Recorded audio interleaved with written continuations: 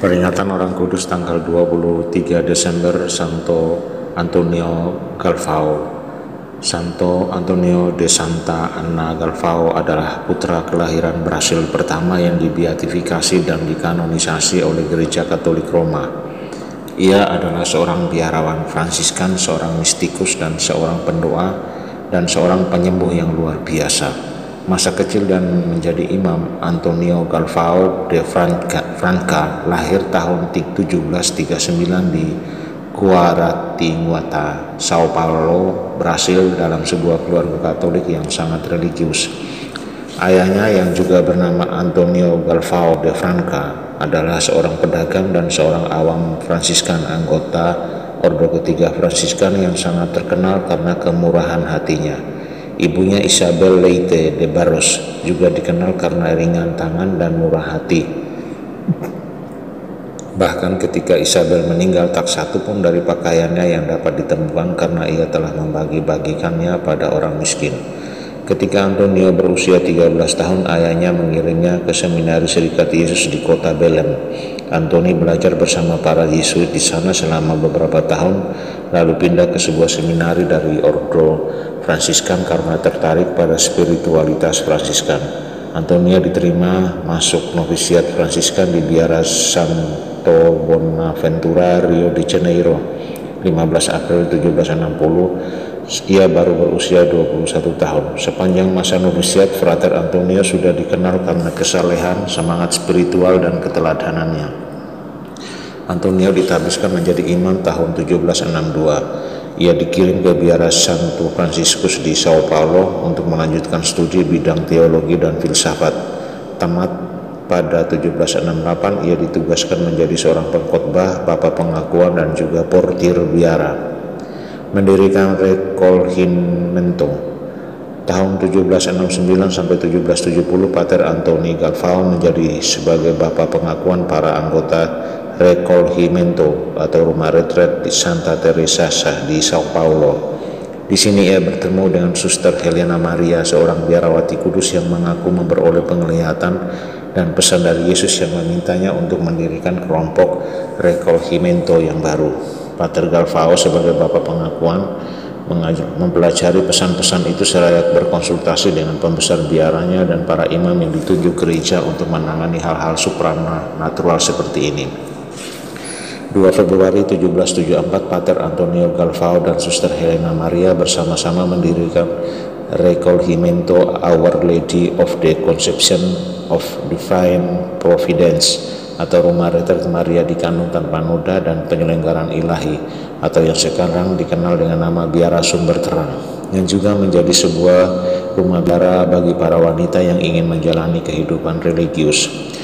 Setahun kemudian, setelah kematian mendadak Suster Helena tanggal 23 Februari 1775, Pater Galvao terpaksa harus menjadi pemimpin dari institusi yang baru berumur jagung ini. Dan jabatan ini dilaksanakan dengan penuh dedikasi dan semangat pengabdian yang tulus sepanjang hidupnya. Kerja keras Pater Antonio membuahkan hasil yang sangat menggembirakan. Recolhimento yang didirikan terus berkembang, jumlah panggilan terus meningkat hingga dibutuhkan untuk membangun rumah retret yang baru. Selama 28 tahun kemudian, Pater Antonio berusaha mengembangkan Recolhimento dan membangun gereja yang kemudian baru dapat terselesaikan diresmikan 15 Agustus 1802. Pil Kertas Ajaib. Pater Galvao adalah seorang mistikus, seorang dan pendoa dan seorang penyembuh yang luar biasa. Banyak mujizat penyembuhan dan fenomena mistik yang terkait dengannya seperti telepati, penglihatan, dan levitasi. Dia pernah dilaporkan berada di dua tempat yang berbeda pada saat yang sama untuk merawat orang sakit atau sekarat yang meminta bantuannya. Banyak orang sakit datang kepada Pater Galvao untuk berdoa bersama, memohon penyembuhan ilahi atas penyakit yang diderita, dan juga meminta pil kertas ajaib darinya. Pater Galvao sangat terkenal dengan pil kertas ajaib yang dibuatnya karena memiliki daya penyembuhan ilahi yang luar biasa. Dikala ia sedang tenggelam dalam devosinya yang kusuk kepada Bunda Maria dalam Little Office of Our Lady, Pater Galvao biasanya akan menuliskan sebuah doa dalam bahasa Latin di atas lembar kertas yang sangat kecil, menggulungnya seperti sebuah pil, lalu memberkatinya dan memberikan kepada orang-orang sakit atau kepada mereka yang membutuhkannya. Ia pernah memberikan pil kertas ini untuk seorang wanita muda yang sangat menderita akibat sakit batu ginjal yang dideritanya. Nyeri pada pinggang wanita tersebut segera berhenti setelah minum pil kertas Pater Galvao dan sakit batu ginjalnya berangsur sembuh. Kesempatan lain, Pater Galvao memberikan pil kertas pada seorang wanita yang susah melahirkan.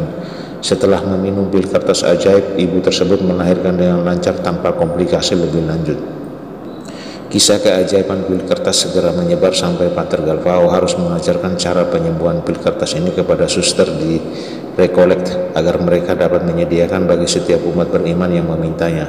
Sampai saat ini para suster di Recolhimento tetap membagi-bagikan pil kertas ini secara gratis kepada sekitar 300 umat yang datang memintanya kepada setiap hari.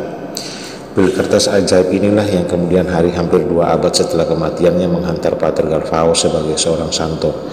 Gereja memiliki 2 mujizat yang dialami oleh Sandra Grossi de Almeida dan Daniela Cristina da Silva sebagai mujizat yang terbukti dilakukan melalui perantaran Santo Antonio Galvao sebagai syarat kanonisasinya. Sandra Grossi de Almeida adalah seorang ibu dengan malformasi uterus kelainan dengan 2 rahim atau double uterus yang seharusnya membuat ia mustahil untuk dapat mengandung cabang bayi di dalam rahimnya selama lebih dari 4 bulan. Berkat meminum sebuah pil kertas Pater Galvao dan dengan doa yang penuh iman, ia akhirnya dapat mengandung dan melahirkan seorang bayi laki-laki yang diberi nama Enzo.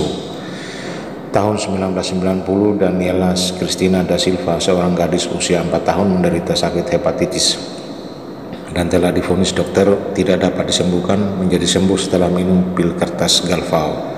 Pil kertas Santo Galvao kini disertifikasi oleh gereja sebagai sarana penyembuhan ilahi.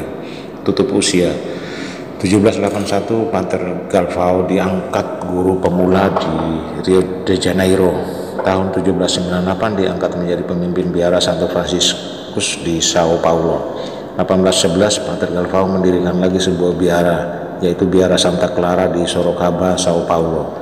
Di masa tuanya ia memperoleh izin dari uskup dan wali untuk tinggal di Recolhimento Dalus. Tetap tinggal di sana sampai tutup usia dengan tenang 23 Desember 1822. Santo Antonio Galvao de Santa Ana dikuburkan di gereja dalam Recolhimento dan yang didirikannya. Makamnya sampai saat ini terus menjadi tujuan bagi ziarah yang populer bagi umat beriman di Brasil dan Amerika Selatan. Beato dan Santo pertama dari Brasil.